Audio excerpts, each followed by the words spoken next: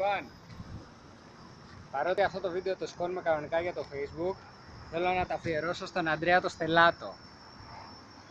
Λοιπόν, Αντρίκο, αυτό τώρα για αρχή έχει άτι. Δεν πετάει manual. Κάνει μια ανασηκωθή χωρίς GPS και κρατάει απλώς ύψος. Εντάξει, γυρνάς GPS, το πήρε. Αλλά εγώ θα πετάξω με άτι προς το παρόν.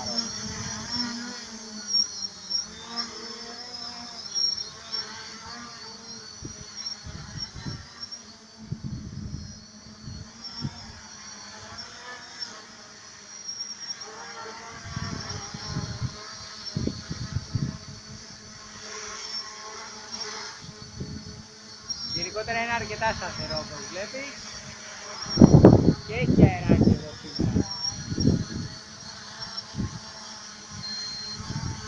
Λοιπόν, τώρα το βάλουμε σε GPS.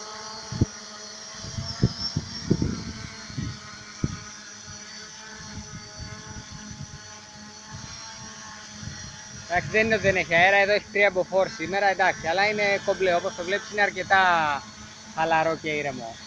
Το ωραίο είναι το... Έλα λίγο από το πλαγιάνι. Το ωραίο είναι το gimbal του καταρχήν, γιατί το gimbal του είναι 360. Οκ, κάνει βόλτα, το σταματάς, αλλά παρόλα αυτά έχει και dampening όπου θέλει.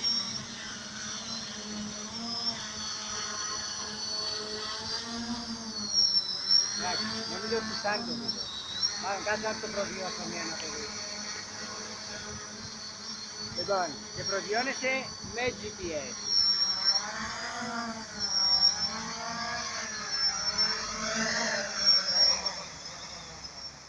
Περιμένεις και σβήνει μόνο του, σε χρόνο τετέ. Γυρνάς ξανά άμα θέλεις, ξανακλειδώνεις μια μοτέρ.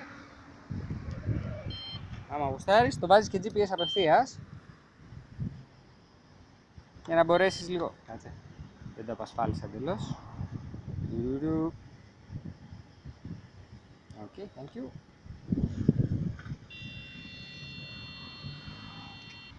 GPS απευθείας. Έχει αυτόματη απογείωση. Δεν του την έχω προγραμματίσει. Εντάξει, όπως βλέπεις το έχω αφήσει με 50% γκάζι και δεν κάνει τίποτα. Αλλά μόλις το πάω λίγο παραπάνω,